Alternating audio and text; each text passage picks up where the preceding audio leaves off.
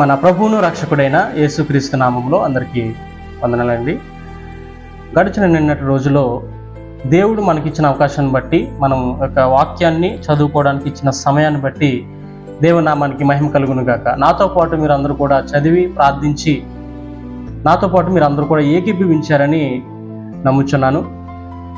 ఈరోజు 26వ అధ్యాయము, నిర్గమకాండము 26వ అధ్యాయము 1 నుంచి 37 వచనములు మనమందరం చదువుకుని దేవుని నామాన్ని మహిమపరిచే విధంగా ప్రతి ఒక్కరు కూడా నాతో పాటు చదివి ప్రార్థించాలని కోరుతున్నాను. ప్రార్థన. మహాపరిశుద్ధుడు, మహాగణుడు అయిన దేవ, నీ ఘనమైన శ్రేష్టమైన నామానికి వందనాలు తండ్రి, స్తోత్రాలు చెల్లించుకుంటున్నాం ప్రభా. మరుసటి రోజులో మమ్మల్ని ఉంచి సజీవంగా ఉంచి నిలబెట్టిన విధానం బట్టి, నీకు సాక్షులుగా ఉంచిన విధానం బట్టి వందనాలు ప్రభా. ఒక వాక్య ధ్యానములకు మేము వెళ్ళుచుండగా చదివేటప్పుడు తండ్రి ప్రభా, నెమ్మదిగా తండ్రి ప్రభా, అర్థమయ్యే రీతిలో జ్ఞానము కలిగి తెలివితేటలు కలిగి చదివి దాన్ని అర్థం చేసుకునే కృపను ధన్యతను మాకు, నాతో పాటు ఎవరైతే ఏకీభవిస్తున్నారో వారందరికీ కూడా నీ మేలైన దీవెనలు మెండుగా దయచేసి నీ కృపలో వాడుకోమని వారందరూ కూడా విశ్వాసంతో నా ప్రభా, శ్రద్ధతో తండ్రి ప్రభా చదువుతూ ప్రార్థిస్తూ తండ్రి ప్రభా నీ నామాన్ని మహిమపరిచి ఘనపరిచే విధంగా ఉండడానికి సహాయం చేయమని అడుగుతూ నీ కృపలో వాడుకోమని యేసుక్రీస్తు నామంలో అడుగుచూ ప్రార్థించి వేడుకుంటున్నాం తండ్రి, ఆమేన్. Praise the lord. ఇక నిర్గమకాండము 26వ అధ్యాయాన్ని మనం చదువుకుని దేవుని నామాన్ని మహిమపరచాలని కోరుతున్నాను. మరియు నీవు 10 తెరలతో ఒక మందిరమును చేయవలెను.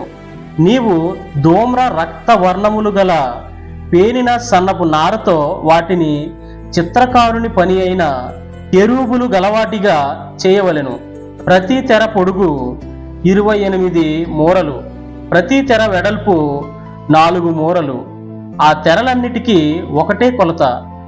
5 తెరలను ఒకదానితో ఒకటి కూర్పవలెను. మిగిలిన 5 తెరలను ఒకదానితో ఒకటి కూర్పవలెను.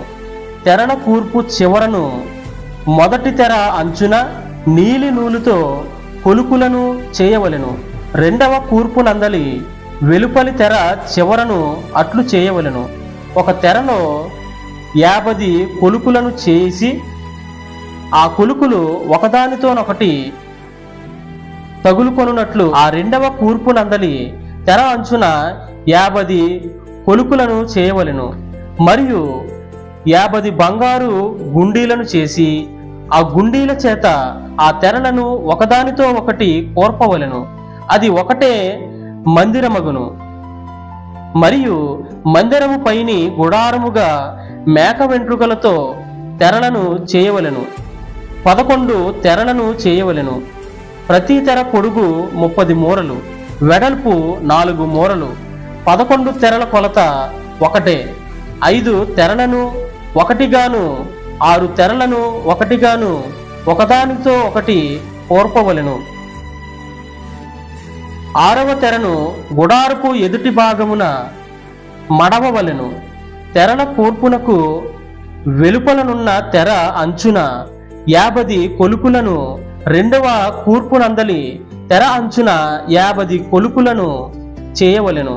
మరియు 50 ఇత్తడి గుండీలను చేసి ఒకటే గుడారమగునట్లు ఆ గుండీలను ఆ కొలుకులకు తగిలించి దాని కోర్పవలెను.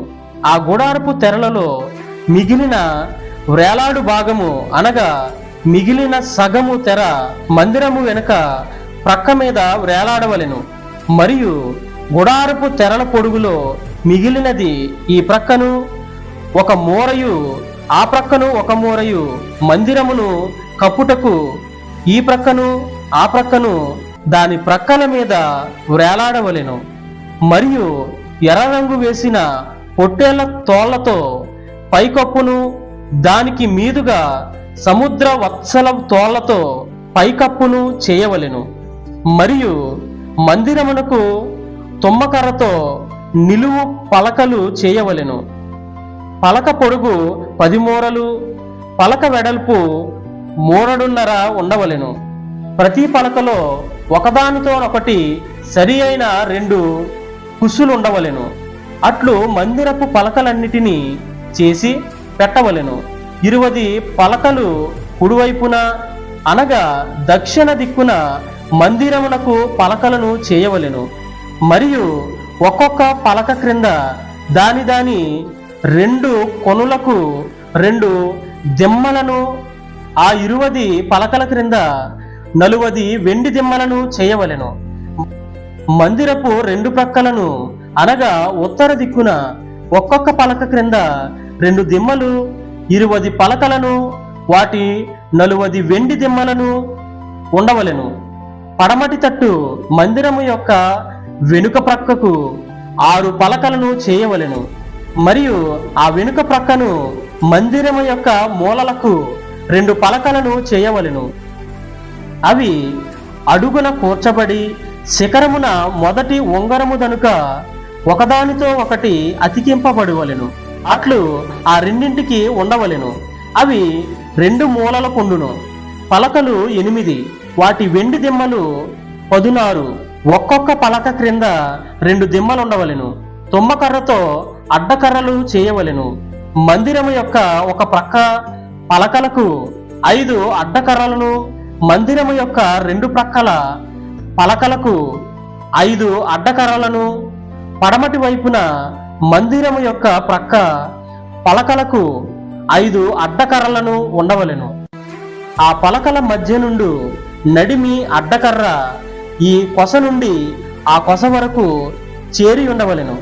ఆ పలకలకు బంగారు రేకును పొదిగించి వాటి అడ్డకర్రలుండు వాటి ఉంగరములను బంగారుతో చేసి అడ్డకర్రలను బంగారు రేకును పొదిగింపవలెను.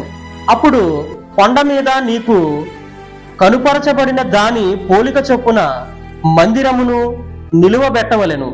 మరియు నీవు నీల ధూమ్ర రక్త వర్ణములు గల ఒక అడ్డకర్రను పేనిన సన్న నారతో చేయవలెను. అది చిత్రకారుని పని అయి కెరూబులు గలదిగా చేయవలెను. తుమ్మకర్రతో చేయబడి బంగారు రేకు పొదిగిన 4 స్తంభముల మీద దాని వేయవలెను. దాని వంకులు బంగారువి, వాటి దిమ్మలు వెండివి. ఆ అడ్డతెరను ఆ కొలుకుల క్రింద తగిలించి సాక్ష్యపు మందసము అడ్డతెర లోపలికి తేవలెను. ఆ అడ్డతెర పరిశుద్ధ స్థలమును అతి పరిశుద్ధ స్థలమును వేరు చేయును. అతి పరిశుద్ధ స్థలములో సాక్ష్యపు మందసము మీద కరుణాపీఠమును ఉంచవలెను. అడ్డతెర వెలుపలి బల్లను ఆ బల్ల ఎదుట దక్షిణపు వైపునున్న మందిరము యొక్క ఉత్తర దిక్కున దీప వృక్షమును ఉంచవలెను. మరియు నీల ధూమ్ర రక్త వర్ణములు గల పేనిన సన్న నారతో చిత్రకారుని పని అయిన తెరను గుడారపు ద్వారమునకు చేయవలెను. ఆ తెరకు 5 స్తంభములను తుమ్మకర్రతో చేసి వాటికి బంగారు రేకు పొదిగింపవలెను. వాటి వంపులు బంగారువి, వాటికి 5 ఇత్తడి దిమ్మలు పోతపోయవలెను. తండ్రి, ఈ పరిశుద్ధ వాక్యం దేవుడి దీవించి ఆశీర్వదించునుగాక. నాతో పాటు ఏకీభవించి చదివిన ప్రతి ఒక్కరికి మనస్ఫూర్తిగా వందనాలు తెలియజేస్తున్నాను. మీరందరూ కూడా నాతో పాటు ఏకీభవించి ప్రార్థించి దేవుని దీవెనలు పొందాలని, అలాగే నెక్స్ట్ వీడియోలో మనం అందరం తిరిగి కలుసుకునేంత వరకు ఆయన కృప ఇప్పుడును ఎల్లప్పుడును నిత్యము మనకు మన కుటుంబాలకు తోడై ఉండి నడిపించి ఆశీర్వదించునుగాక. ఆమేన్. Praise the lord.